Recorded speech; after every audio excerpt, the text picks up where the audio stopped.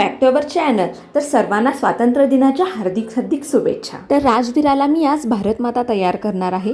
त्याच्यासाठी मी तिला सहावारी साडी नेसवणार आहे.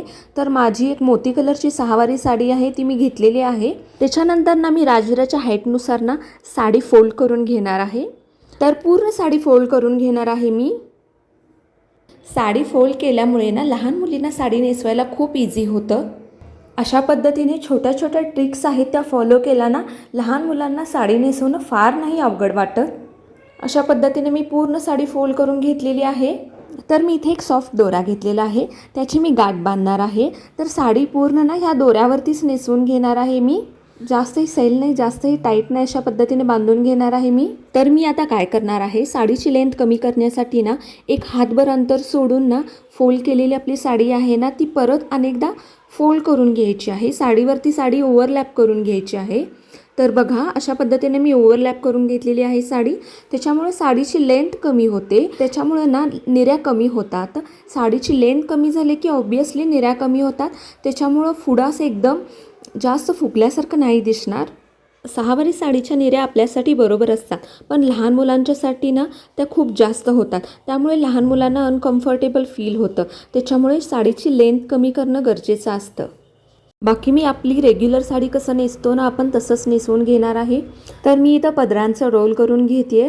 तो रोल केलेला पदर आहे ना तो पाठीमागून घेऊन डाव्या साईडच्या शोल्डरवरती सोडून द्यायचा आहे पाठीमागं. बघा मी कसं पाठीमागं सोडते. फर्स्ट मी पदर पिनअप करून घेणार आहे, त्याच्यानंतर मग मी साडीच्या नेऱ्या करून घेणार आहे. त्याच्यासाठी ना जो ओव्हरलॅप केलेला फोल्ड केलेला जो पदर आहे ना त्याच्या व्यवस्थित छोटे छोटे प्लेट्स करून घेणार आहे. दोन्ही साईडला काठाची पट्टी नाही येणार, कारण आपण पदर फोल्ड करून घेतला होता, त्याच्यामुळे एकच काठाची पट्टी दिसणार आहे पदराला. त्याच्यानंतर मी प्लेट्स मॅनेज करून घेते. ही साडी ना थोडीशी फुगतेली आहे, त्याच्यामुळे ना मी प्लेट्सला थोड्या थोड्या अंतरावरती पिनअप करून घेते. एकही प्लेट मिस होऊ नये याच्यासाठी मी थोड्या थोड्या अंतरावरती व्यवस्थित पिनअप करून घेते.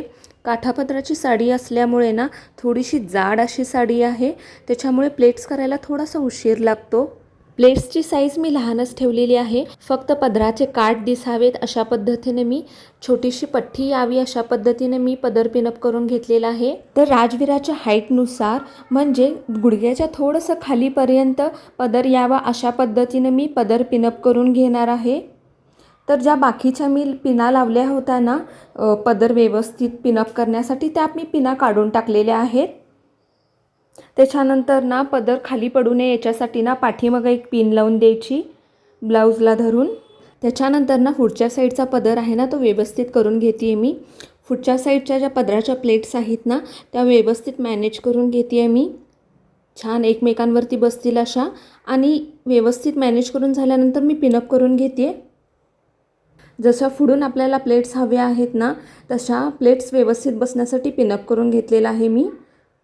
त्याच्यानंतर ना मी निऱ्या करून घेणार आहे.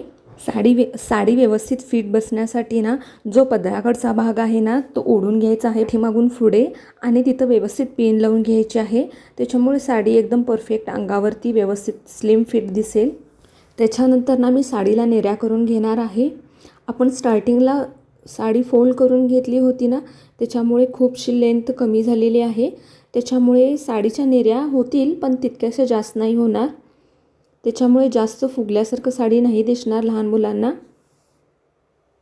तर निऱ्या करून झालेल्या आहेत. तर ती जी शेवटची निरी आहे ना ती सोडून द्यायची आहे आणि ज्या बाकीच्या निऱ्या आहेत ना ती खोचून द्यायच्या आहेत.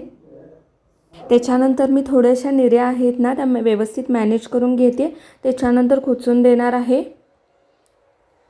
थोडंसं एकमेकांवरती न घेता थोडंसं अंतर ठेवून मी अशा पद्धतीने निऱ्या खोचून दिलेल्या आहेत. त्याच्यानंतर जी प्लेट सोडली होती ना ती अशा पद्धतीने प्लेट खोचून द्यायची आहे पाठीमागच्या साईडला. त्याच्यानंतर ना मी निऱ्यांना एक छोटीशी पिन लावून देते, त्याच्यामुळे जास्त निऱ्या फुगलेल्या अशा वाटणार नाही आणि छान व्यवस्थित प्लेट्सही दिसतील.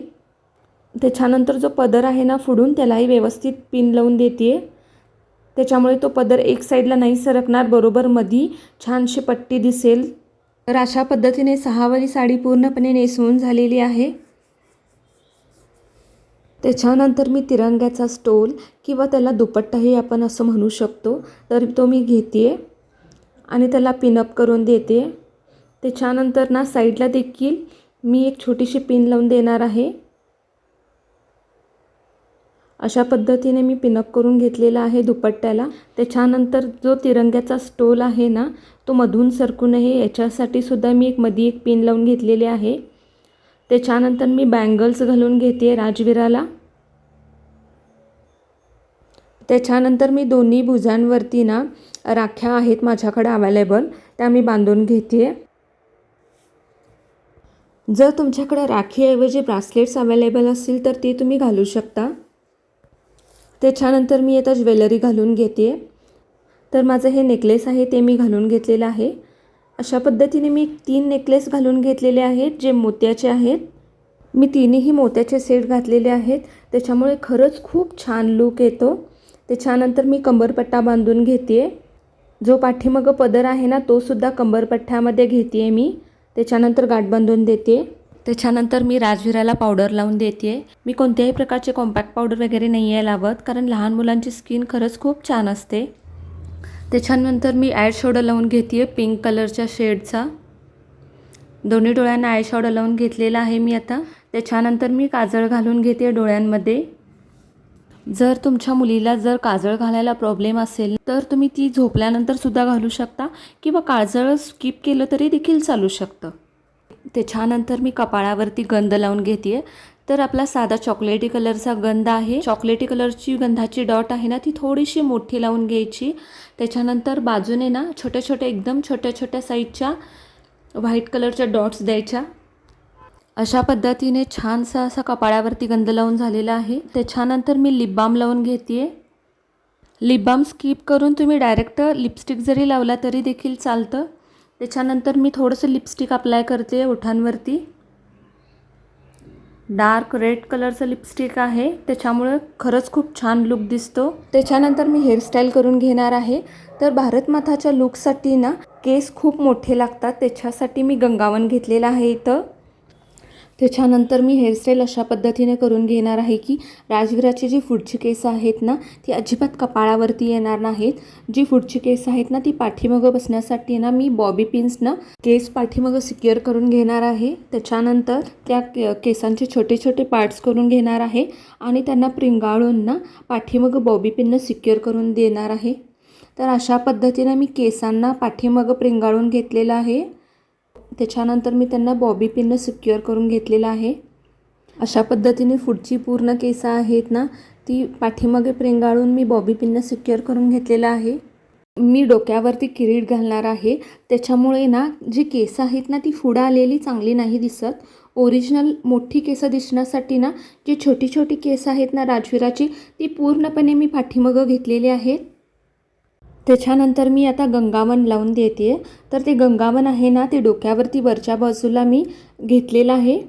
आणि जी गंगावनची केस आहेत ना, ती एका ठिकाणीच असं ठेवून नाही द्यायची. ती केस आहेत ना, ती पूर्ण डोक्यावरती असं पसरवून द्यायची आहेत आणि त्या पसरलेल्या केसांनाच ना व्यवस्थित पिनअप करून द्यायचे आहेत. त्याच्यामुळे जी ओरिजिनल आपली केस कशी पसरलेली असतात ना, तशी दिसतात ते. तर बघा, मी अशा पद्धतीनं ना केसांना स्प्रेड करून घेते आणि ते स्प्रेड केल्यानंतर ना मी पिनअप करून घेते त्यांना. त्याच्यामुळे जी केस आहेत ना, ती पूर्ण असं भोवतीनं पसरलेली दिसतील. तर अशा पद्धतीने आता गंगावन लावून झालेलं आहे. पण राजवीराची मानेवरती जी छोटी छोटी केस आहेत ना, ती केस मी पूर्णपणे झाकून देण्यासाठी ना असं पाठीमागून मी वरती फोल्ड करून घेतलेलं आहे त्या केसांना आणि बॉबी पिननं सिक्युअर केलेलं आहे. तर अशा पद्धतीनं हेअरस्टाईल कंप्लीट झालेली आहे. तर बघा किती छान दिसतंय, एकदम ओरिजिनल केस असल्यासारखं वाटतंय पुढून आणि पाठीमागून. त्याच्यानंतर मी हे किरीट आहे माझ्याकडं, तर मी हे किरीट घालून घेते तिच्या डोक्यावरती. तर हे किरीट मी ॲमेझॉनवरून मागवून घेतलं होतं. खरंच खूप छान आहे हे किरीट आणि ॲडजस्टेबल देखील आहे. त्याच्यानंतर मी नाकामध्ये नथनी घालून देते. त्याच्यानंतर मी कानामध्ये कानवेला अडकून घेतलेला आहे आणि पाठीमागं ते केसांमध्ये बॉबी पिनने सिक्युअर करून घेतलेलं आहे. दोन्ही कानांमध्ये मी कानवेल घातलेला आहे. त्याच्यानंतर एक मीडियम साईजचा झुमका असतो ना, तो मी कानांमध्ये घातलेला आहे. त्याच्यामुळे लूक चांगला येतो. जर तुमच्याकडे प्रेसचा झुमका अवेलेबल असेल तर तो तुम्ही घालू शकता, पण मी राजवीराच्या ओरिजिनल कानामध्ये ते अडकवून घेतलेलं आहे. तर अशा पद्धतीने भारतमाताचा लूक पूर्णपणे रेडी झालेला आहे. जर तुम्हाला आमचा व्हिडिओ आवडला असेल तर लाईक करा, शेअर करा.